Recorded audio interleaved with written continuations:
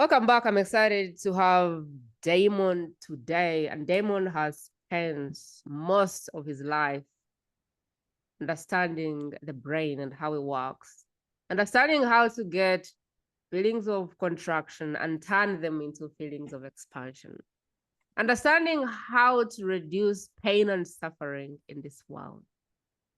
When I first met Daimon, what I picked up is that he is very interested in depth, but at the same time in speed. And so we need to be able to take you from suffering to happiness in the shortest amount of time that we can. And at the same time, he's very interested in uprooting the roots of whatever the cause is so that you don't have to go back there. I have seen modalities, but I've seen things that spent weeks and weeks and weeks, and people got an inch progress or nothing. And then I have seen what he does, and I'm excited to dive in because it feels deep enough, and it feels efficient, and it gives speed. And if there is anything that suffering gets from us, it's no chance. We want to get rid of suffering now. I don't know that anybody going through pain wants to go through it for another 1 hour. And so I find Damon's methodology backed by neuroscience, and a lot of his time and life in the hard knocks, his sweat, his fears, his frustrations, we're really learning from his sweat and everything he's put together for the entire life he's been on this planet. And so I don't want to say much about Daimon because you're going to experience him. My aha moments got by just talking to him and listening to him and experiencing him. He's the one that taught me that the world is simple. There's feelings of contraction and there's feelings of expansion. When you feel these feelings of contraction, you don't want them. When you feel expansion, you want that. And my job is to take people from feelings of contraction to feelings of expansion.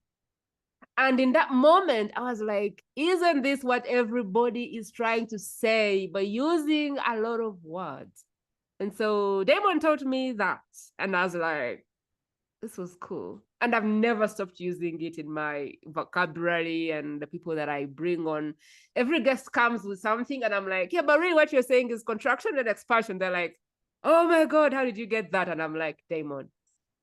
So Daimon, welcome to the show. I don't know how many times I have used your analogy of contraction and expansion. I'm really honored that you're on the show today. Welcome. Well, thank you. Thank you. Happy to be here. Where did I leave out as I was, rambling around your work, going south, going north? What is it that I could have said to make it simpler for the listener to know what you do? Well, one thing would be that it's not really different, but it's just going a little deeper on what you said. Is that one of my main precepts or ideas that I come from is that it's all neural networks. And that's an oversimplification, right? What color your hair is not a neural network, but most of what makes you who you are is neural networks. Neural networks are, you have 86 billion neurons in your brain, and each one has something like 10,000 connections to other neurons. And they connect up into networks, and those networks somehow embody everything you've ever learned, all your fears, all your assumptions and beliefs, all your attitudes about yourself, your patterns of relationship, how you relate to everything in your life, money, other people, yourself, your life in general, how you make choices, your preferences, and so on. So anything that is a problem in a person's behavior or how they feel and so on can be traced back to their neural networks. And so I work with a piece of neuroscience called memory reconsolidation, which is the discovery of the 5 steps by which the brain changes its neural networks. And so I have built those 5 steps, which are very logical. I'll tell you about them when we get there. I built those into methods that are usually quite easy to use. And so this is a way that people can take charge of their own brains, take charge of their neural networks, and move, as you say, from contraction to expansion. Amazing. And I don't know why your sound seems in and out. Are you connected to a microphone? Check. The sound seems in and out, but it's not too bad. I think we can do with it. But I do notice that it's Yeah, a this is bit. probably better. Yes. Yes, thank Okay. you. So, Daimon, I would love to kind of understand what is the problem when people come to you? Like, what are people complaining about? What are these feelings of contraction that people present to you when they come in your world? And what are the feelings of expansion that people are looking for? Because the last time we talked about it, I got like an aha moment. Up to this point, I can't believe how clear that is for anyone, for myself. So would you love Yeah. to give them that in your own like fast language? Because I don't want to say it because I feel like I have already diluted it in many ways. Yeah. Well, as you said, the one of the keys in learning to use neuromastery, which is the name of my whole approach, Mm, um, is learning to experience, notice contraction in yourself. And it could take many, many forms. It could be anger, it could be upset, it could be fear. It could be anywhere that you pull back. It can be limits that you put on yourself, like, I couldn't do that, mm, um, or I can only make so much money, or I couldn't, you know, things that you feel that you can't communicate, you're too afraid to communicate them, or sharing yourself, being authentic. So it mm, takes many forms. Um, so learning to notice contraction is one of the first things, because most people, I mean, everybody thinks they're normal, right? This is my normal state, but mm, they can actually be in a high state of stress, and that's normal for them.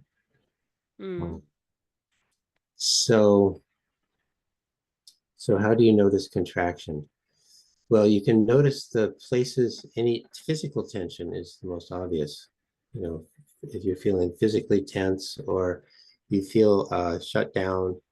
Um, well, let me just name the things. Okay. mm, So just everybody, everybody who's listening, please pay attention to your body. I'm going to name a number of things here. So, and notice what happens in your body. So, grief, pain, unhappiness, rejection, uh, fear, failure. So, how do you feel as I say those words and you tune into them? So, I imagine there's a sense of contraction.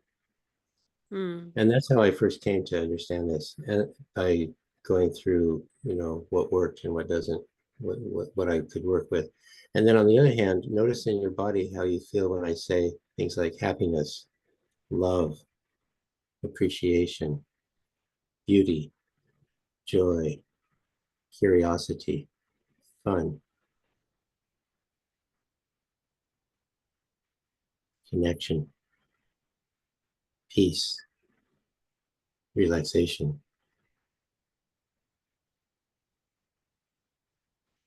So that's probably a feeling of expansion. mm, So my work is about moving from contraction to expansion. So from those states of fear and pain and limitation mm, and shut down to expansion. And so all those contracted states are learned. No infant is born with those. mm, Infants are born with, in a healthy infant, in a good situation, is born in states of expansion, joy, happiness. They go through temporary needs, right? But if their mm, needs are met, they return to being happy. mm, And but we can get stuck in those contracted states, either through habit, which is what we're exposed to. If everybody's always angry in our family, then we're going to learn to be an angry person, or we're going to shut down because of that anger, mm, and that will just become normal. That's what I call a setting. mm, And then it becomes hard to see that that's just how things are. And or by trauma, people also shut down in trauma, and then that becomes an ongoing state. So people come to me with all kinds of conditions. It could be that they're going through a difficult situation like a divorce, mm, or um, they're having trouble making a decision. They're in some situation, they have a problem they don't know how to deal with, or they're angry, just too much anger, um, or they just feel blocked in their lives. So all those things are things I can work with, or they just want more. We have this sense as human beings that we want to expand. We want to express ourselves more. We want more love. We want more accomplishment. We want more experience. We just want to grow, and that's just part of being human. It's a good thing that's built into us. But if you have that and you're trying to move forward and you're blocked, something's in your way, then that's a sign of contraction. Does that answer your question? Carry on.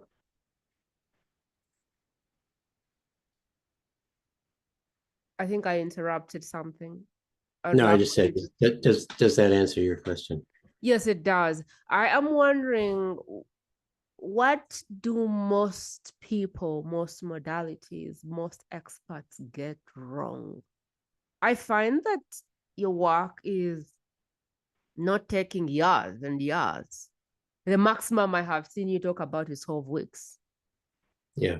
And you have said that people can see results in an hour, in 30 minutes, and I am just wondering, what is everybody else missing who is doing this work for years and years and years, and they're still caged by the same thing? Yeah. Well, the difference in my work is that I'm directly using this neuroscience of memory reconsolidation. So directly changing the neural networks that are responsible for whatever it is that we're focused on. And so there's neuroplasticity, probably everyone's heard of that, which is that your brain can change how it's wired. And there are various ways of doing that. One way is through exposure and repetition. And that's a slow way of doing it. And that's what a lot of methods rely on. A lot of methods also rely on logic, figuring things out, analysis, understanding. And that's useful, but it doesn't actually change the deep patterns. So it's like, if you've ever tried to do something like change how you tie your shoes, I did that once just to see what it would be like. It's hard because those patterns are built in. That neural network is just so smooth, so automatic, that to interrupt it takes a lot of attention. And then to build in a new one where that's the one that automatically happens, it takes a lot of attention and practice. And that's the approach that a lot of people use. And it's just very slow. I say it's like working with the leaves and the branches of a tree rather than the trunk and the roots, which is what I do. So when you go down to the roots of say, an early decision that I'm not good enough, okay, how did that decision get made? Was that communicated to you by your parents, or how you were treated, or was it just a decision that you made based on something that happened? So we can go back to that decision and remake it. And then that changes everything from then on. Would you love to take us back into the place where you started? Would you love to go through a little bit of your story so that we can get some tissue to touch on and connect the relevance of when you hadn't figured out all of this through try and error? Is that a place you would love to go? Yeah. Okay. Well, I myself had a lot of trauma when I was young, and I shut down very, very hard. And I started coming out of it in my teens when I realized how depressed I was. And I tried very hard to find, a reason to live, find a meaning to life. And there was a point at which I realized I'd failed. There was no meaning. And I was at the point of saying, well, then it's not worth living. And something happened. This voice told me, no, and so I turned around from that path, and so I'm still alive. And but then I was still stuck, and I started trying to figure out, okay, well, why do I feel so bad, and what can I do about it? And I spent 40 years doing that. 40 years trying everything I could find and doing it for years or decades at a time, meditation and many other methods. And then after doing that, one day it came to me. It was this beautiful summer day. I remember the scene exactly. I was looking out the window and there were trees and the blue sky and there were islands out there. And I realized nothing had worked. It had failed. And so my quest of 40 years had failed, and I didn't know anything else I could do. I'd done everything quite well, and there was nothing that would work. And I realized that everything I'd done had failed because it was operating on the wrong level. I needed something that went deeper. And so my mind just went blank. It's like I ran into a brick wall and my mind just stopped. Right? And in that silence, this question came up, which is, why is it hard to change? And until then, I'd never asked that. I was always just trying to change. And I think that's what everyone does. But with this question, I'd always been interested in evolutionary psychology, as trying to understand, we're basically hunter-gatherers, with more stuff than we can carry, but we're still hunter-gatherers in our brains and our bodies. And so I tried to understand how we are now based on what life was like then. So that question immediately turned into, why would it be an advantage to our hunter-gatherer ancestors to have change be hard? So I figured there had to be an advantage to it because it's so widespread. Change is hard for everybody across all cultures, across the world. Everybody resists change. So why is that? There must have been a real advantage to that.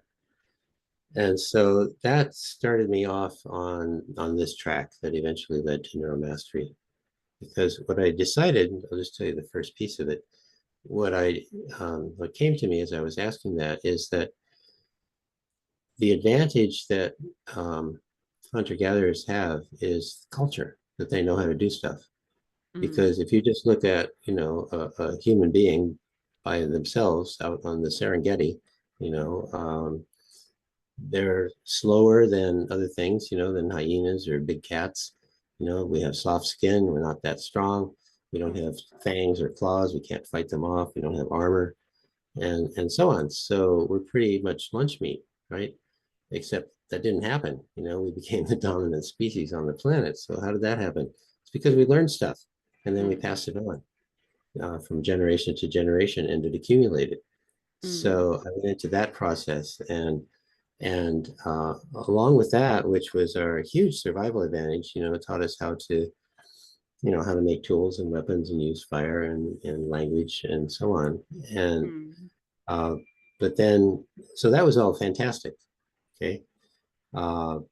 But then we invented civilization, and there was a lot of trauma, and that gets passed along and accumulates as well. So now there's been 10,000 years of trauma from civilization, which has nice things. We can talk like this, across continents, but it also brings all that trauma, and so that's a global inheritance that we all have. I say there's been this tsunami of trauma coming down through 10,000 years. And we live now in a globally traumatized and traumatizing society through media and politics and war and mass communications and even entertainment and education and the economic system. Fear is built into all of that. And traumatized people pass that on to their children. With the best of intentions, they still do it. So that's what we're dealing with. And change is hard because that heritage for hunter-gatherers was essential, right? It had to be passed on, and it couldn't get frittered away. You couldn't just forget how to make fire, right? That would be disastrous. So we have a part that I call the status quo maintenance program that resists change. It literally is there to resist change. It's SQMP, I call it SQUIMP. And when you try to change yourself, say you decide to go to the gym. It's an easy Mm, example. mm, And you haven't been going to the gym, you're out of shape. mm. How many times are you going to go? You're going to go like a few times, and then the excuses start, right? And it's like, oh, I'm too tired, or oh, I'm embarrassed, or oh, those The guys, body everybody. gets sore. Sometimes it's like a physical body getting sore, and you're like, no way, I can't do this Yeah, again. I'm not going to do that, or oh, I just ate a big meal, I can't go. So it's what we usually call self-sabotage or resistance. So how many ways can how many ways have you committed self-sabotage, so to speak? So I Mm, say that's not self-sabotage, it's not resistance, it's your status quo maintenance program working perfectly to keep you in your familiar state of being. mm, So that's something we just have to work with. But once you understand that it's not your ego, it's not some imp that's trying to, be in your way and obstruct you. It's just a program. It's entirely neutral. It'll mm, help you maintain positive habits as well as keep you stuck. Um, and it's trainable. mm. So one thing neuromastery does is take down the resistance to change. We work with the squint rather than just being frustrated by it. So why is it hard? So I started realizing that you asked me about my personal journey. Mm, So I started having these insights, and at the same time, um, through a marvelous chain of events, this book came my way that's about memory reconsolidation, and I saw that this method, the 5 steps of memory reconsolidation, fit perfectly with everything I'd learned, and that I mm, knew how to, do the most crucial step, using meridian points. And I started being able to make changes in myself that I'd never been able to make. And so I just continued discovering those things. New things are still happening, and that's 20 years later. Um, Still making discoveries about how to create change, and um, so that gave me hope. And I've just been pursuing it ever since. And then I realized that these same methods work for other people, and so it's been unfolding ever since. How long has it been since you started this NLP journey and discovering all of the things? Oh, it's been close to 30 years that I had that insight. Yeah. Wow. So 30 years you've been playing around with these whole things and kind of seeing what works, what doesn't work, what works faster, what doesn't, what is more effective, what doesn't. I would love to go through the process of how you do what you do. Say I come to you and I'm in shambles, my life just turned around, I'm divorced, it's day 1 or day 7, I'm crying my eyes out. And I just want either some relief or some happiness in my life, or I am suicidal in this moment, or I'm thinking, and I'm like, Daimon, can you create some joy in my life? Please, I am dying. What's that process? It's pretty serious.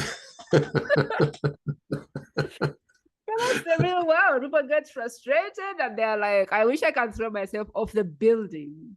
And Yeah. most people will throw themselves off the building if they don't know that you exist. So if somebody was trying to think, I am going to do it, I am going to, I don't know, whatever they think they're trying to do, because they're sad, they're miserable, I am not worthy enough.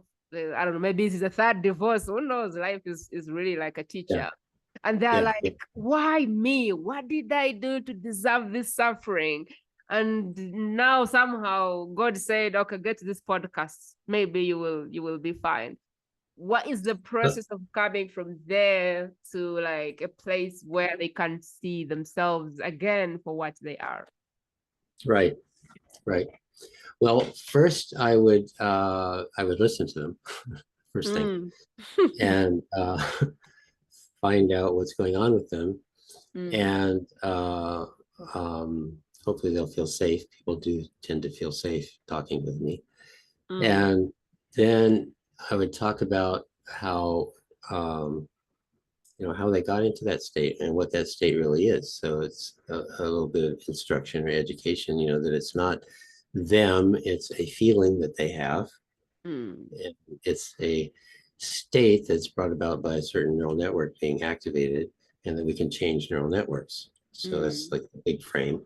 Mm. And then I would take them into one of my methods. I have 20 some methods that I use, and that, which one would depend on what's going on with them, Mm. and how urgent it is, and so on.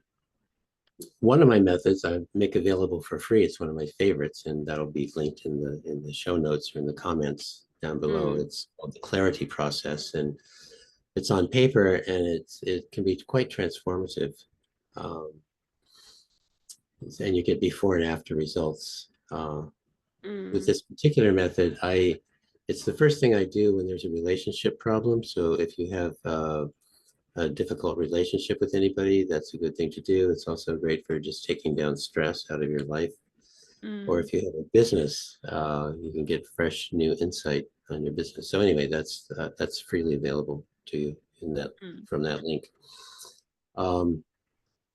But I can also show you a very simple thing that I might do with someone who comes, and Yeah. people can just follow along with that if they want to. Would Yes, you I like? would love us to go through something where you kind of help us go from here to here. And I would love to come along, whoever is listening is coming along. And I would love for you to move from like a feeling of contraction to a feeling of expansion, if you can. Yeah, Mm. yeah.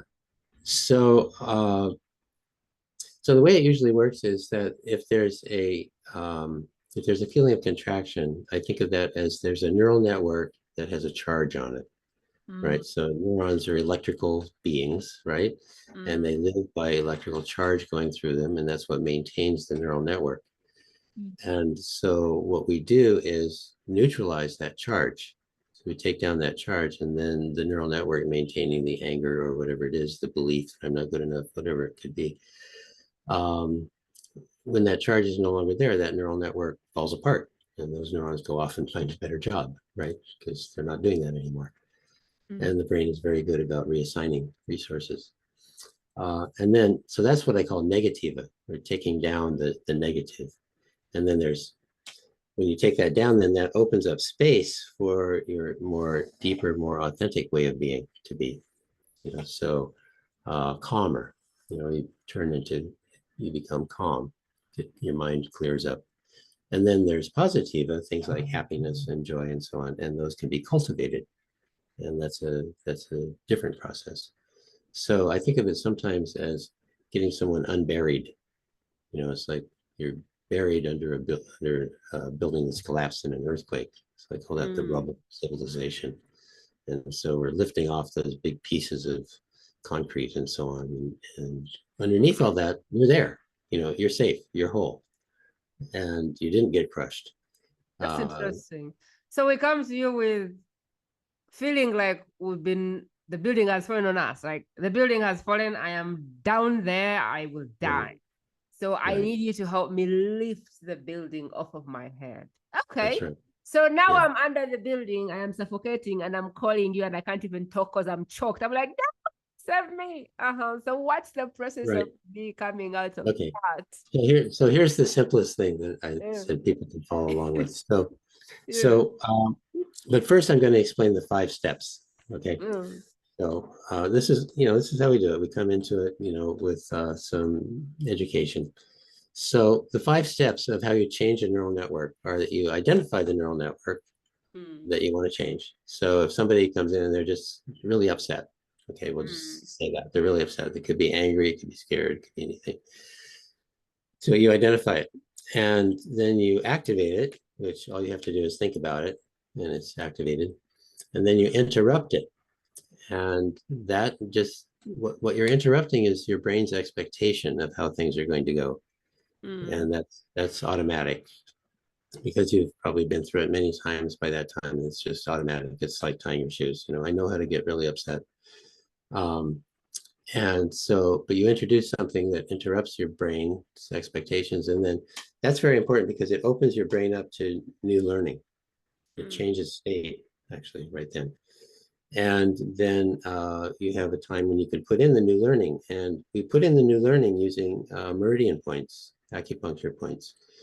And we do that because there's research coming out of Harvard that shows that stimulating meridian points calms the amygdala, which is the alarm center of the brain. And other experiments have shown that it lowers cortisol, and cortisol is a master stress hormone.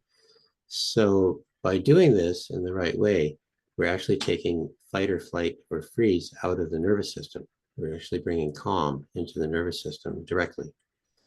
And then the last stage is reconsolidation, which is like saving and closing a file that we've just edited, which is very much like what we're doing. So, okay, so now I can show you. So say you're just upset. We'll just use upset as the generic term. So it could be angry, it could be afraid, it could be nervous, it could be anything. So, but I'll just use the word upset. Does it help if I bring an upset from the past for me to go Yeah, through it works on things from the past. Yeah. Okay, cool. Yeah, it works on past, present, and future. You know, we Okay. can talk about things that are going on now, things that happened anytime in your life, or anything that's coming up that you're anticipating. So the best thing is to tune into how your body feels as you think of that thing, that memory or that situation.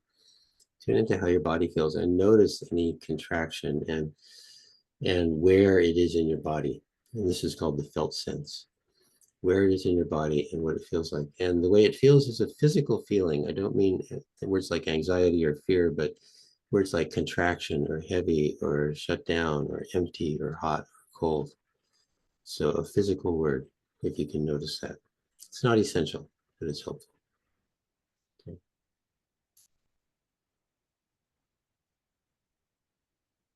Are you looking for that?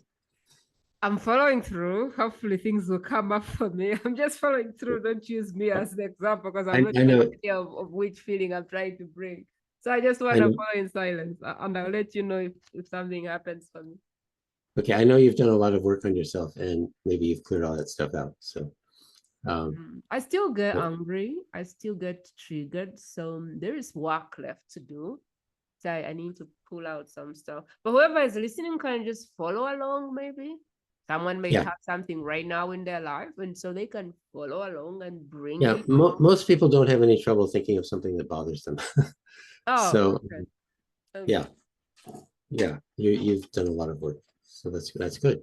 So I'm going to show you some meridian points. Okay, so they're at the base of the nail on the sides. Okay. And it's just at the base of the nail before that first joint. So the narrowest spot there. Okay, so and it's on all 10 fingers, including the thumbs. So you can start with the thumb and just do a little squeeze, or you can rotate, or you can move the other hand. The idea is to put some mechanical energy in there because that actually stimulates an electrical current that goes right up to the brain by doing that. Okay, and we just do that on all fingers. And I like to use the matching finger. So here I've got my middle finger to my middle finger. And here's my ring finger to my ring finger. And always the thumb, of course. And then little finger to little finger. And then you just switch hands. And here's the thumb. And then first finger, middle finger to middle finger. Ring finger to ring finger. Ring finger to ring finger. And then you just switch again. And so if you practice this for a little bit, it just becomes automatic. And think about it. And once people learn this, they find that they're just doing this as they go around through their lives because it's calming. It's just is inherently calming, and your body likes it. So that's interesting because when I feel angry or triggered, I find myself writing or typing something. The reaction or the instinct is go to your computer and write down what you're feeling or put it in a book. And usually after writing it down, I feel clearer and calmer. And I'm like, okay. So I think it's the same thing I'm doing, but I don't know that I'm doing it. Well, writing down is good because it connects your frontal cortex to your limbic system, to your emotional body. So it's bringing your frontal cortex, online and creating a container for those feelings. And so that's useful in itself. This is a cool thing. Once you write it, since you brought that up, read it while you're doing these finger points. Read Like it read over it. again. Read it over again while you're doing these finger points. And then if you write some more, you'll find that it's quite different. Because I write, but I never read it. Like I just write Yeah. it. Yeah. So if I could Okay. read it, it probably would be more calming. So I'm adding another stage here to read it while you're doing the meridian points, because then you'll be pulling the fight, flight, freeze reactivity out of your system. Now you did that to some degree, but this will take it another layer. I do it, but then I need to cut off the person and isolate myself and then do it. And then probably walk away and communicate to them what I've come up with. So my process is I'll write down and then I will say, what did I want to say that I can't say because I'm angry? What did I want to say that I'm scared if I say it may come out the wrong way? And so I'll just walk. And once I've walked in thoughts and talked to myself, I go, this is clearly what I want them to know. And so I will place the voice clip or whatever, and I will say, hey, I'm angry right now, but what I wanted to really say is this. And I feel like if I said it in the moment, I wouldn't say it right. And so I want you to know that this is what triggered me, and I would love for this to stop or reduce. Right. Or Right. yes. So it's like a process, it's subconscious, like how I get my sanity back literally. But I didn't know that it was, yeah.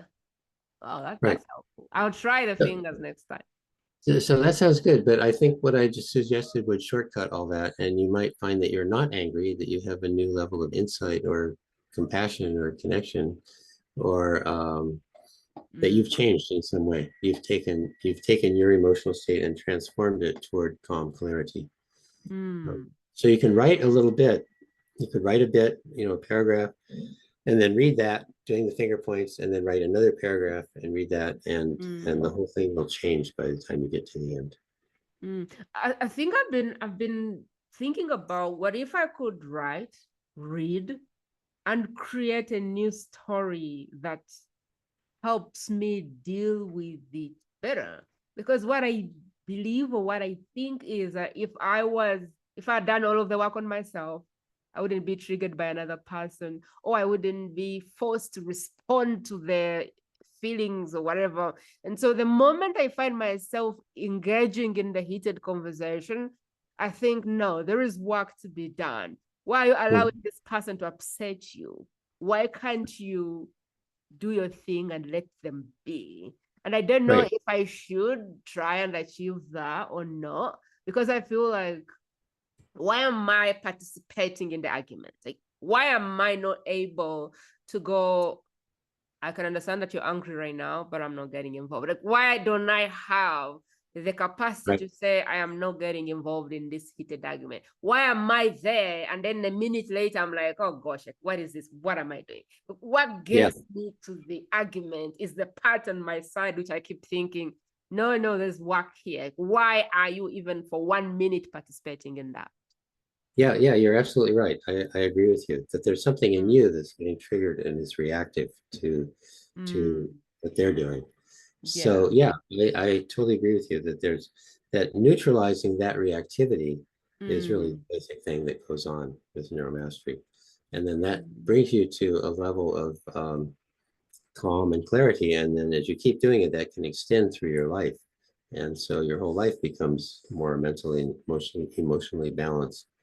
So you mentioned the writing, so that's a technique, so you can use that. But so anybody listening to this can do that. But here's an even faster way. So if you say, I'm upset, okay, you could say, I'm upset, I'm not upset. Even if you don't believe it, it doesn't matter.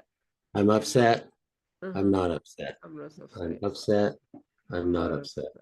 And tune into it, each time. I'm upset. No, I'm not upset. I am upset.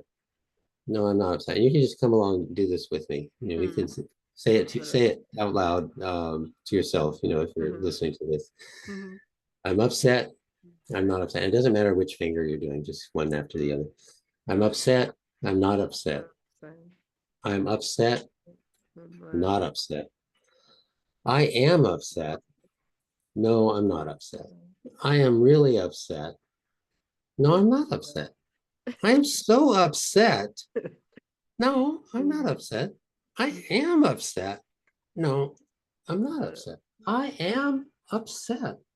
No, I'm not upset. I am upset. No, I'm not upset. I am upset. No, I'm not upset. So just check in on how you feel now, having done that. I don't know if I was feeling upset, how it would be, but I would have to be upset to tell you how I Yeah, feel. yeah, you weren't upset to start with, so I I'm wasn't not. upset, but I can Yeah. imagine. So what?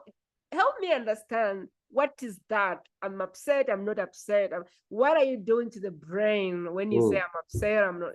Give me, like, explain to me what is happening there. yeah, right. So what's happening there is that if we've named it accurately enough, like maybe you need to use the word angry or scared or something like that. So it helps to name it angry accurately. I was just using upset as a generic word. Mm. Um, so what you're doing is you're tuning into that neural network, that feeling, that felt sense of being upset or angry. And then, so normally it's like it just rotates, it just circles. It just goes around there. I'm angry, I'm angry, I'm angry, I'm angry, I'm angry. But by saying I'm not upset, I'm not angry, you give your brain an off ramp, so to speak. Interrupted. So when you think of I'll use the word angry. When you think of I'm angry, then the thought I'm not angry is right there also. So it's an alternative. It's building out that neural network of I'm angry, and just repeating it to, well, it also includes I'm not angry. And so that's one thing. And then the other is that you're literally calming your nervous system by doing the meridian points. You're literally taking down the charge so that when people do this, after a while they're not angry, or if you use a scale of 0 to 10, it comes down, and you can just keep bringing it down to 0. 0 is my favorite number. And when you get to 0, sometimes you have new insights, a whole new way of understanding things can show up. So you're building alternatives to that neural network that can just repeat and repeat and repeat and get stronger and stronger. So you're building an alternative to that of I'm not angry, and you're taking down the charge, and then your state changes. How you are changes. What if you don't believe it? What if you don't believe that you're not angry? What if you're actually angry? Like, oh, I'm so angry. Yeah, that's great. Just do it. It works. So you just say I'm not angry, even though you feel angry. Yeah, you say I'm not angry, even if you don't have to believe it. You You're don't just have but to believe it. Oh, yeah, you don't okay. have to believe it. This is not based on belief at all. Mm, The only time it doesn't work is if somebody is invested in it not working. Like mm, if they discover that this works and they put a lifetime into some other technique that's slower and so on, and discovering that their whole lifetime was wasted, they're not going to. It's not going to work for mm. them. So then I Um, have a question. This, so you're even talking to someone and the anger starts to come, and you're like, okay, you get your fingers, you start doing the thing. How does this uproot the roots of the anger? What if they are actually activating a trauma from my yeah, life when I was a child or whatever? Like, if this, I'm feeling angry because my inner child is being provoked. yeah, How does this then uproot that and take and turn it into something else, or give it new meaning, or give it new existence? How does right. Right. mm, Great question. Really great question. It doesn't handle that. Okay. mm, All it does is take down the fire right now. calm So down? Mm, calms you down to the point where you're not, killing yourself or somebody else. Right. mm, Um, so that's the first step, is putting out the fires. Okay. So that's one of the mm, stages of growth actually that I've identified. So there's stages. So the first stage is putting out fires, which is just the stuff that's up in your face, where you get triggered and you get upset, you get out of control, those sorts mm, of things. And so when you put down enough fires, then you, by that time, you've learned skills and you've gained confidence and so on. So mental and emotional balance becomes more prevalent in your life. And you may still get upset, but you can just get back on track. So So this that is I a call that, regulation. This is self-regulation. yeah, self-regulation. I call that equanimity, right? So there's putting out fires, and then there's equanimity, mental emotional balance, self-regulation with skills. It's not, it's because you know how to do something. And then that turns into, if you keep doing it, a lot of people stop at that point. Hey, I'm good. I'm not getting upset. That's great. But if you keep doing it, then you move into authenticity. So where your deeper nature starts expressing itself and your higher capacities. So there's this quality of emergence. And this is, I am moving toward answering your question. Um, as you as you put down the fires, then deeper layers emerge that you can focus on. And that goes, and we can do that more deliberately too. So if somebody has a childhood trauma, we take down the anger and they say, okay, well, can you remember a time when you felt that, in your past? You and often people can. It acts sort of as a bridge to their past. And yeah, the time that my mother got so upset with me because of something my brother did, and it was unfair, and I've been angry about that ever since, just to make something up. So we can go back to that original decision or experience, and we can undo that in various ways. I even have a method I call time travel, where you now, if you had a memory of a thing that happened, you now could go back and talk to that younger person, the younger you, before it happened, and say, okay, look, this is going to happen. I'm you from the future, and I have something important to tell you. This is going to happen, but you don't have to be surprised now because you already know what's going to happen, and I'll be with you through the whole thing. And then maybe you can even change your response. Instead of saying this, just stay quiet, or do say this instead of being quiet, or leave the room or whatever. And then people go through that scenario, that memory, but different because your older self is there, and it becomes much less traumatic. It could even become not traumatic at all. Because you're taking down the elements of trauma. So isolation is one of the elements of trauma. Um, having something be dramatic is one of the elements. Having no recourse is one of the elements. And so all of those things are gone because you already knew it was going to happen. You have company, you're there, you have your older self there, and you have recourse, you have ideas about what's going to happen, and so you have resources. So it becomes not traumatic, it just becomes an experience. And I know it may sound bizarre, but I've done it with many people with car accidents and bullying incidents, and it stops affecting them. I mean, the memory is still there. Yes, it happened, but it's like, so what? It's I was, and I know you said there's 20 some modalities. There's 20 some ways that you can apply NLP, and I think this is now Well, me. not NLP, not Oh, NLP, neuromastery. okay, neuromastery. So you said there's 20 some ways you can apply neuromastery, and I think this is just one of the questions that has forced you to open another way you do it. But I still want to stay on the process we're in, which is how do you get yourself to a state where you have put out the fire and you're making decisions from the right mind frame? How do you get to a place where you're not committing suicide? How do you get to a place where you're not throwing your child over the roof?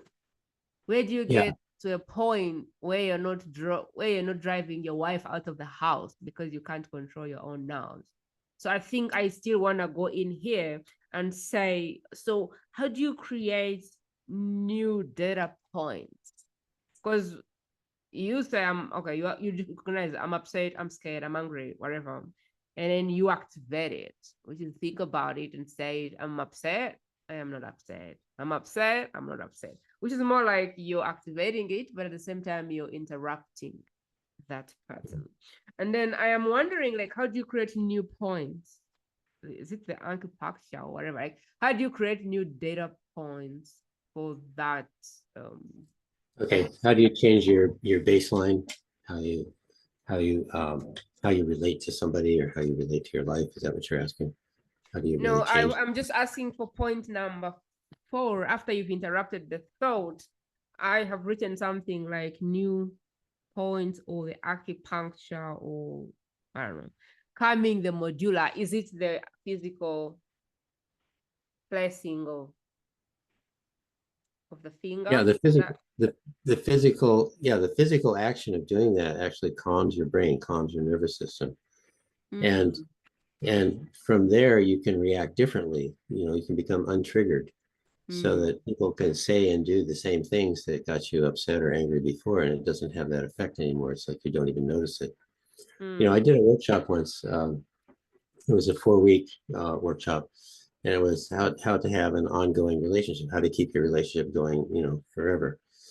And it was all women who came, Mm. and so I had them list everything that their partner or their husband did that they didn't like or did or didn't do that bothered them, Mm. and we just neutralized every one of them. We just went through the list and neutralized them one after another. And in the 3rd week, they came back and said, "He's so different." Mm. And I had to laugh because he wasn't different at all. He didn't do anything. It was them that was different. Um, so that's where I got the idea that people develop scripts. Have you ever had the same argument over and over again? Mm. And you know exactly how it's going to unfold and where it's going, and you don't want to do it, but you still do it. You can't stop, right? But you just like, geez, I don't want to have this argument again. It's the same thing But over and over and over. but here we are, we're doing it. I know how it's going to end already, but Mm. go ahead and do it anyway. So that's a script, right? Mm. So just like a script, you're providing the other person with cues and they're reacting, and then they provide you with your cues and you react. And so it's all automatic. Mm. So what was happening with these women is that they were no longer responding to their partner's cues and they weren't giving him the cues. And so they were off script, they were in Mm. improv, like real life. They were connecting That's in a different way. interesting. How Yeah, can we demonstrate that practically? Because that's interesting to me. I would love to be in a place where no matter what my spouse does, he does not get the fuel he needs to go down that spiral. I'd like yeah, to put something in him that says, no, she's not going to argue with you. So you're going to have to deal with your own argument. Because I feel yeah, like I have a contribution to the argument.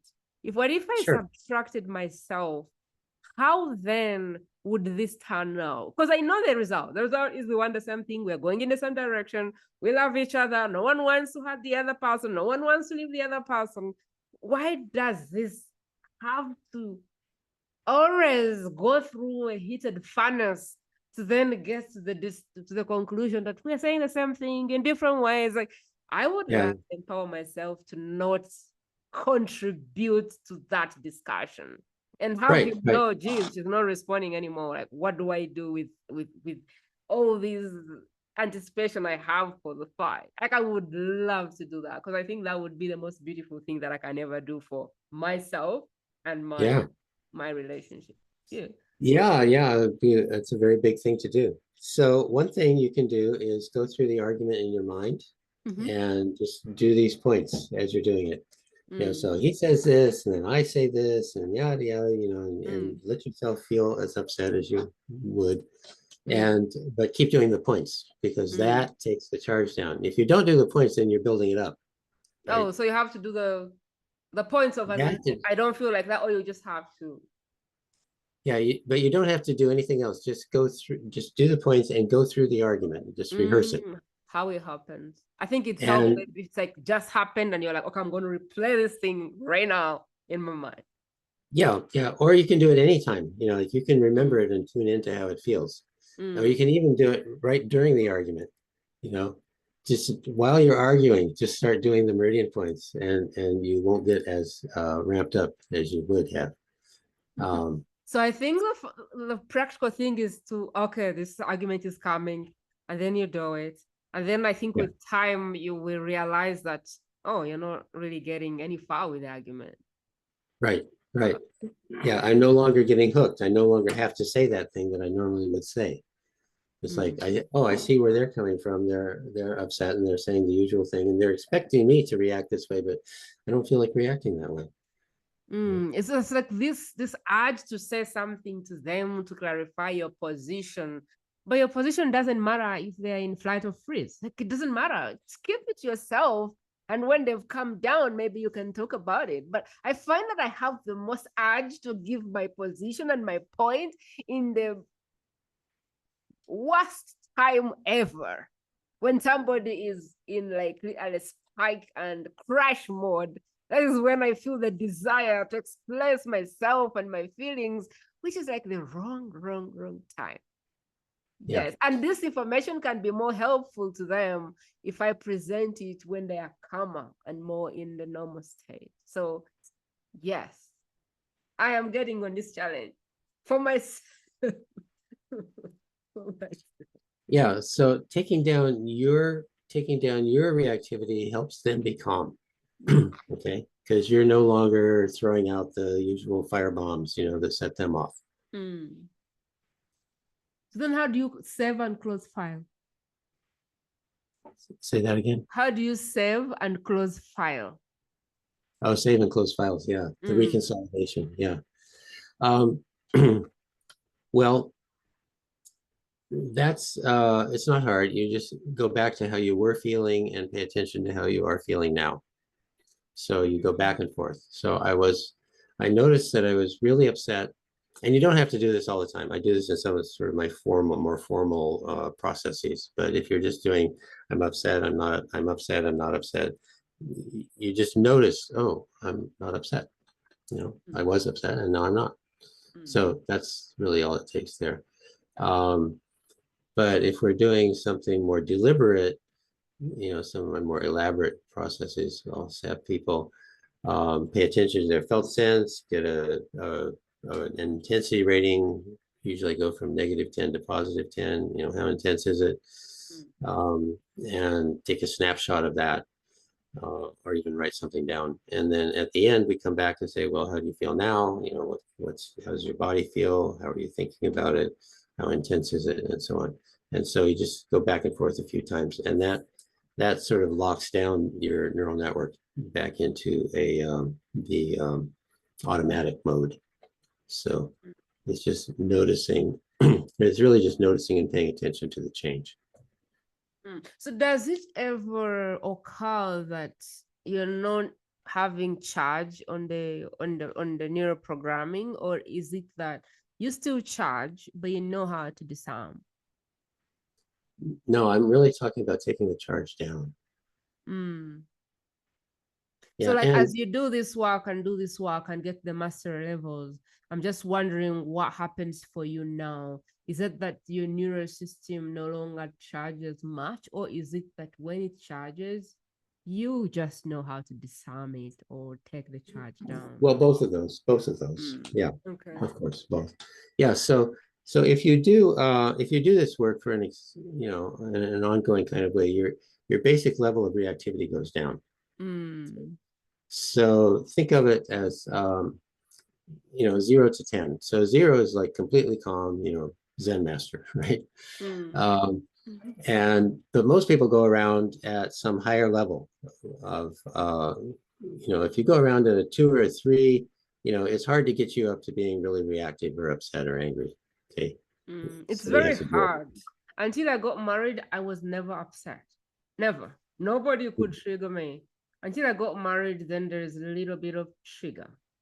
But I know that I can take it down, because no one on this planet has the ability to trigger me. Like, nothing. Nobody. In my family, they used to say, but how is it that you never get angry? And I was like, I don't know what you're benefiting from getting angry. But when I got married, I realized that I lost some of that power in my own relationship. I couldn't not get triggered But Yeah. otherwise, out in the world, I am not easily triggered. So I think I can really bring it down. I know I can because I do it all of the time, but Yeah. not in my own relationship, my romantic Yeah. relationship. I think I need to learn how to do that in my own, Yeah. because this is the only place which shows me that, oh no, there is some work to be done here.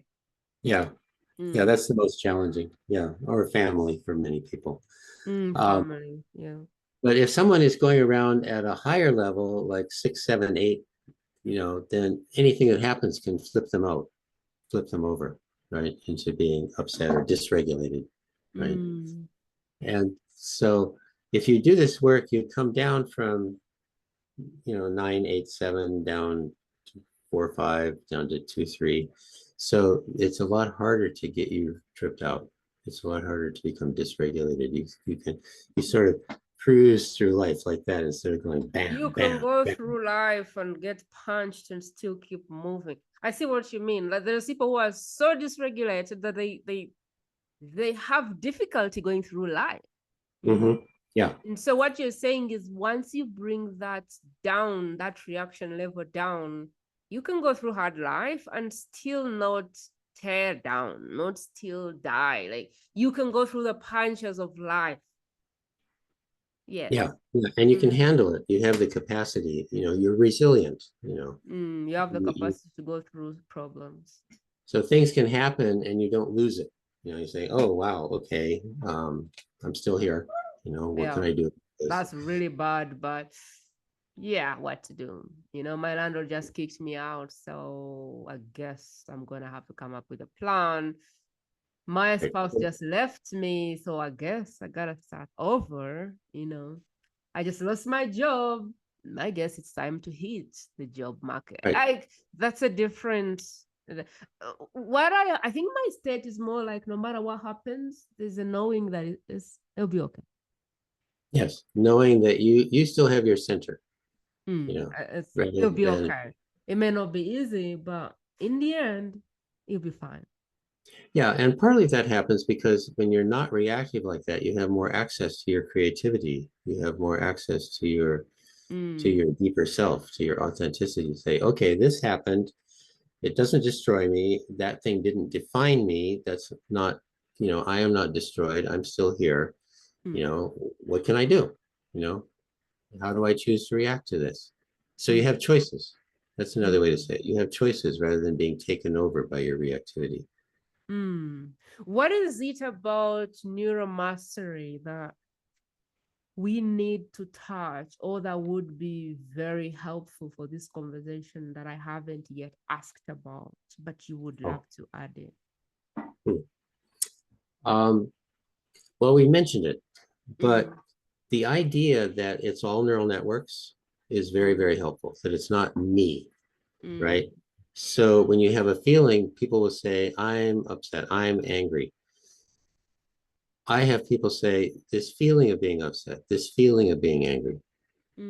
So that separates you a little bit, right? So there's me, and then there's a feeling. And so what that does is, and then if you know neuromastery, you can say, that's a neural network, and I know how to change neural networks.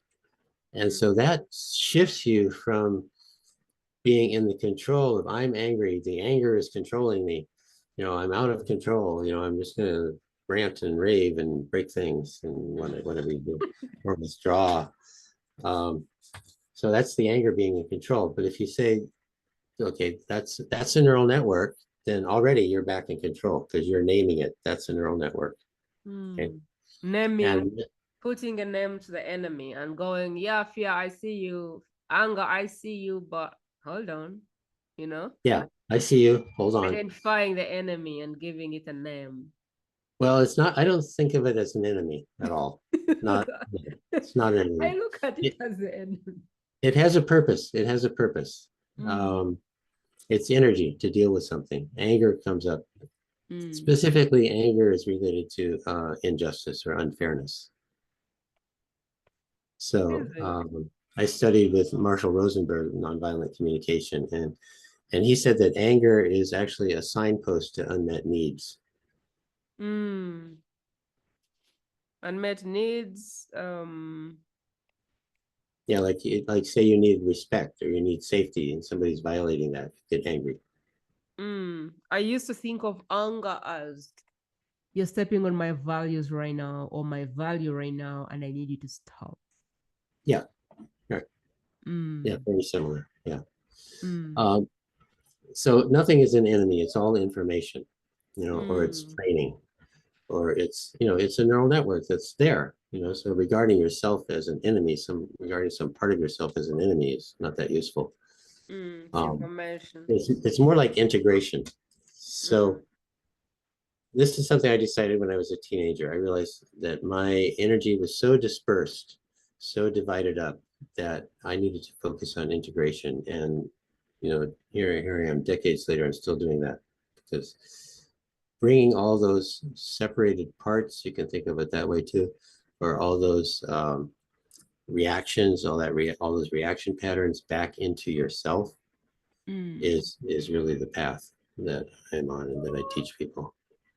So how to reintegrate and become whole, how to become whole. And so basic wholeness is a concept. You asked for a concept that people could have. Basic wholeness is one, that we are all fundamentally whole. We are unbroken, unstained, unharmed, and never can be. Underneath all the other stuff, the rubble of civilization that has piled on us, all the traumas we've gone through, all the dysfunctional training and modeling that we've been subjected to. Underneath all that, none of that is who we are. That's all learned stuff. And underneath all that, we are fundamentally whole. I like how you look at that. We're fundamentally whole, and all of these feelings is information to say that our wholeness is it more like our wholeness is being tampered with? So is being what? The way I'm getting it is more like we're basically whole fundamentally. And so if we get anxiety, it means something is saying, no, stop living in the future. You're feeling like this because you're living in the future. If we get depressed, it's our wholeness telling us, why are you living in the past? I need you to stop living in the past. If we get anger, it's more like, I need you to identify your values right now because you're angry because somebody is not giving you what you need. They're stepping on your values. Have you communicated those values to them? And I don't know, I think we could get every feeling and attach it to what our whole self is saying. Like, what is my whole self telling me that is making me feel like that? I don't know. How inaccurate is that? I am very good at putting things out of context and saying the wrong things. But that's what I'm getting. No, that's very good. That's your own creation. I haven't been thinking that way, but that's a really good way to look at this. What is my whole self saying? Yeah. What does it say? What is it protecting me from? Because if it never reacted, then we'll just go on not knowing our values, not standing up for ourselves, no. But when your wholeness is saying, no, I'm going to make you angry because I need you to know that your values are important. And so if somebody makes you angry a lot, maybe you have to leave them or you have to communicate with them like, why are they making you angry? And I'm going to make it so undesirable that you refuse to stay there. And so I think anger is telling us that, like for me now, when I'm angry at my spouse, what I'm reading is, you have a value, he's breaking it, and he doesn't know it. So have you spelled out, told him what your values are? Does he know why you're angry? So that's what I'm getting. If you find yourself depressed, it's like information you're living in the past. Why? Your whole self does not live in the past. What do you need to do to stop living in the past? If you're anxious and all of those things, you're living in the future. So your whole self wants to live in the now. So it's giving you information like, why are you living in the future? Maybe find help to stop having that. And that's how I'm really receiving it. Fear is maybe, I don't know, assumptions or I don't know. But this feeling, this information is letting us know that I'm whole, I'm here in the present, and that is whatever is happening is out of sync with what I know to be true. Because I'm here, I'm whole, I'm expansive, I live in the moment. The moment you alter that, I am going to show you in some form of shape by contracting you so that you can leave that state and desire to be whole again. That's what I'm receiving. Yeah, well, that's a great way to relate to your life. Yeah, but that's your own creation. You just did that. I need to own this framework today. Today. See, Yeah. whenever I see you, I create, learn, grow. And this is why I love doing something with you, because you always help me see things in a different way. Is there anything that you feel you would love to add to this conversation before we drift into the experience that you have? I know you have a free, powerful experience, the way you work with people, how people should get involved. Is there anything else that you want to give them before that? No, the only thing is I would add, oh, I'll say yes. The only thing is that just going off what you were saying, that my whole self wants me to do this or wants me to know this and so on. I would add in finger points to take down the reactivity, just to take down the fight, flight, freeze reactivity, which is a physical thing that's going on, right? And it confuses, it makes it hard to think. You get tunnel vision, right? You can't see alternatives. And so the way you're talking to yourself is a good way to bring yourself back together, back toward wholeness. Yes. And at the same time, I would add in the meridian points just to calm your reactive state back to something that's more functional. So that would just do the two things together. Yeah. It's like you're putting out the fire, but you're also grounding yourself to go, okay, so if this is the information, how do I get myself back to my wholeness? What do I need? What service do I, what expert do I need? You know, like even just understanding what is happening so you can go look for the right experts to help you maybe come back if you don't have the tools within you to do it yourself. I think can be the difference between I'm going to commit suicide now to, well, this just says I live in the past. Okay, we need some of that reconfigured, dispowered. We need a new anchor for whatever the depression is. And then you can go look for the expert who can help you with that anchor. But really like self-education to know that I'm whole and complete. And everything outside of that is going to be a feeling of contraction that I don't desire. Right. And so it's always a movement back toward wholeness, always a movement out of reactivity back toward wholeness, or from contraction to expansion. And wholeness is expansion. So just always noticing, am I in a contracted state? Am I in a reactive state? And how can I neutralize that and come back toward wholeness and being in the now? So that's the overall thing. I love looking at that as well, as opposed to looking at it as I'm broken, I need to be fixed, because that's not really empowering. I am whole and complete, and these things over here are telling me that that is being interfered with, and I need to go back that state by dealing with this, as opposed to I am so broken, I am not whole and complete, and I need to fix myself. No, I don't believe in that. Yeah. Wow. Tell me about the experience, or tell me, first of all, tell me how you work with people. What are the containers and levels through which you support people behind the scenes to do this work? Yeah, well, I do one-on-one work, and usually it's we do a package, a certain number of sessions. And people get a lot of results from those packages. And then I have a program I call Clarity Now, which you can find out about on the website where that free experience is. I have a workshop. I do workshops. One of them is called Quiet Mind, Silence the Critical Voice Within. And a lot of people have a critical voice, a negative voice inside their head that drives them on or criticizes them and says, you're never good enough, do more, And that is a neural network. Remember I said it's all neural networks. That's a neural network, and it can be neutralized in less than a day. And so that's a workshop that I offer.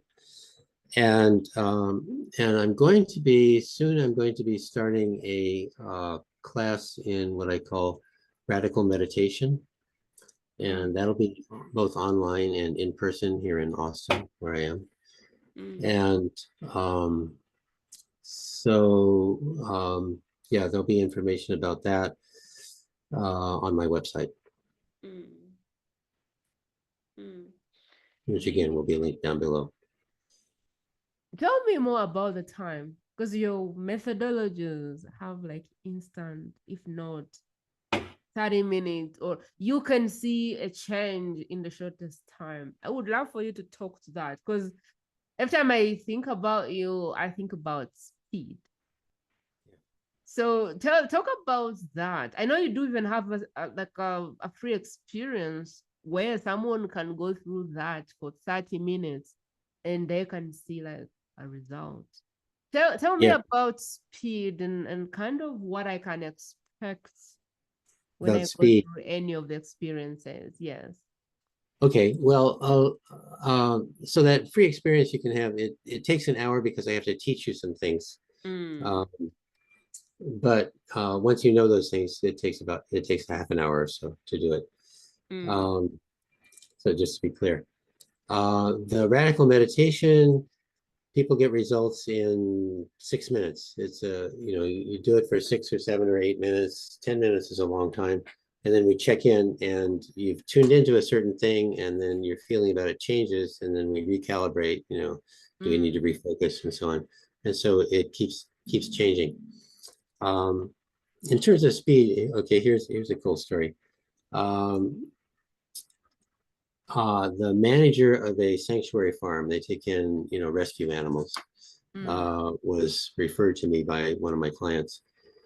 Okay, so I need to start back. The client that referred them is an equine vet, horse veterinarian. Okay, and one of his clients is this farm, so he goes and takes care of the horses there when they need it. And so he sent the manager of the farm came to me and she said, I have anxiety attacks, 10 or 12 times a day, but I'm able to manage it, so people don't really know. So we took down her anxiety. I saw her 3 times. And then she went away on a trip. She lives in the Midwest, and then she went on a trip to Pakistan with her husband, who's Pakistani, to meet his family. And she said, I didn't have the anxiety. When I talked to her later, she said, I didn't have the anxiety. I only had a little bit of anxiety twice. Once when she was alone in the airport in Istanbul, which could be a little anxiety provoking for anyone. And another time when she was out walking at night, in the city where she was there. So, but she didn't have the daily things. And then, so that was big. But then the most dramatic thing is that when she got back, one of the horses stopped breathing. It was like down on its side. And she called the vet, my other client, and he taught her how to do a tracheotomy on the horse over FaceTime. And she had no idea, like she didn't know where a trachea was. She was like 2 feet away from where it actually was. And he was saying, no, it's here. And then she had a knife and she said, well, no, cut the other way. Like she had no idea. She'd never done anything like that. And he walked her through the whole thing on FaceTime, and the horse survived. It got up, it was breathing, and she was covered in blood. And she turned around and all of her staff was there, like 8 people watching her doing this. And they said, that was crazy. And the vet said, that was crazy. And she thought she just did it, right? Because her anxiety had come down to the point that she was just saying, okay, he's so calm. I'm just follow the directions. This is normal. No, it's not normal. And so that's how far she came. And that was after 3 sessions.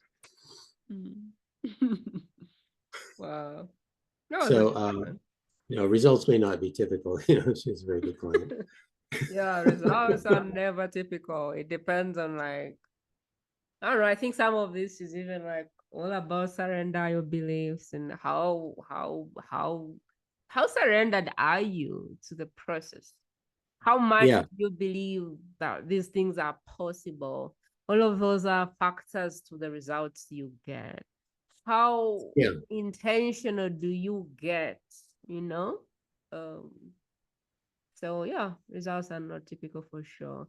But we will have links. Yeah. So speed is one thing, but depth is another. So I've had people come to me who have tried everything for 30 or 35 years. They've done, they've been to any number of therapists. They've been given, drugs. They've taken, illegal drugs, all trying to feel better. And they say this is the first thing that actually works for them. Because we're not dealing with symptoms, we're going to causes. If you've tried different things and you haven't seen progress, this is the place where you come to uproot the roots. You've been dealing with the branches and the leaves and everything and the stem, but this is the place where you come to uproot the roots. I really think I understand the work, which is like, this is neural patterns. This is the roots of you and whatever you believe in and whatever stories you carry. And so if we can work directly with the roots, everything will shift. Exactly. I love this. We will have links to Daimon's offers. I'm interested in the free offer. He does have a free experience. That would be the place that I would love for you to see it and kind of go through the experience and see how it helps you out. But of course, if because you know that, okay, for me, I just need to go straight to maybe the coaching or the workshops or whatever the experience is, you're also welcome to just book a call, because on the same link where there is the experience, there will be a link. But Daimon's process is so that you go through the experience so you see what can happen. Yeah, I just have to get this line in here. Talking about it is one thing, but it's like talking about chocolate. You can talk all you want about chocolate, but then when you taste it, that's completely different. So I hope people have gotten an impression of what's possible, but actually experiencing it is a whole different experience. So yeah, I would encourage everyone to do that and experience the clarity process, and that will give you a whole new idea of what's possible for you. Experience the free clarity process. And if you go out of it going, wow, this has been helpful, I want more, that is the point at which you can book a call with Daimon and have a chat with him. Yeah. He really doesn't like it if you don't go through the experience, because he doesn't want to tell you more of what he can do. He wants you to experience it. And I think I'm with him here. Like, we can tell you all we want, but until you experience it, we don't know if he can help you or he can't help you. So go through that experience, see what it looks like, what it feels like for you, what it gives you, and then make a decision if you would love to kind of see how he can take you further. I think that's fair enough. It's free. It'll be in the show notes and in the pinned comment. Go for it. See what you go through with that. I really hope you find some answers in that. But as you know how we roll, Daimon's message really exists because there's a lot of sadness in the world. And there's a lot of individuals that have tried everything and nothing has happened for them. Or they've relapsed, or they have seen like small changes. And so his message exists because there is people out there for who this is the only answer that can help them. And what you can do as a listener is really, you're the vessel to transport this message. My work is to translate the message so that the practical world understands what it is. Daimon's work is to hold his gift tight and support people and help people behind the scenes. Your work as a listener is to take this message and go, who do I want to bless with the gift of this knowing, this experience, this work? In whose world would Daimon be a gift that alters their life? I want you to ask that question, and I want you to please share and drop this in their private space where you would normally speak to them. Daimon, if they are not clear who to share this with, could you give me a description of the person that would most benefit from the experience? I'd say someone who feels stuck, someone who wants to grow past a certain reaction or pattern or feeling, and they've tried a lot of things, and maybe they've meditated, maybe they've gone to therapy, maybe they've done yoga and so on, and none of that has worked for them, and they know they need something. that goes deeper. You remind me of the gentleman called, I think it's called Michael, that I was having a chat with. And he was walking through an experience a client of his does, and he also does some NLP type of work. And he said this gentleman was in an accident. It's been 8 years, and he lost most of himself, memories and stuff. And so he's been on the couch for 8 years. He'd been going to therapy for 8 years, and he had a daughter who survived the accident. And the daughter has turned out great, and she wasn't affected. But the man was affected. He would only sleep for 1 hour. And he's gone through 8 years sleeping for 1 hour. But he's on the couch, he can't do nothing. All he does is therapy. And so he said, I sat with him and I had to disable, like every night he would go to bed, he would replay the accident. And he wouldn't sleep. And he would just do that. And no matter how he went to therapy and what, that he would just keep replaying the accident. And that is why he never slept. And so when he sat with this gentleman, they did the neuro thing, your thing.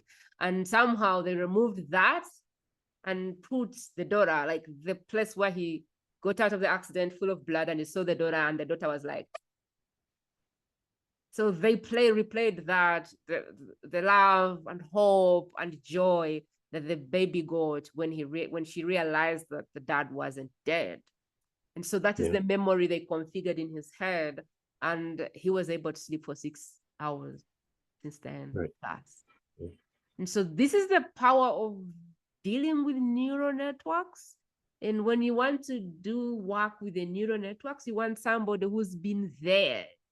You want mileage, you want scars, you want school of hard knocks, you want someone who's done it for 30 years plus. And so I wanted to share that because that's the power of this neural, I don't know, I want to call it manipulation kind of thing. How can you replace the moments that are torturing people with maybe moments that give them joy and pleasure? And so if you know someone even who is, I don't know, going to therapy for 10 years because of a memory like that, that is the power of the neural networks. That can be replaced with a memory that gives them life and wholeness and, and all of these things. And that's what's possible when you get the people who do neural mastery. That's what they can do for you. And please, if there is someone that can use this to alter their life, I would urge you to be the gift.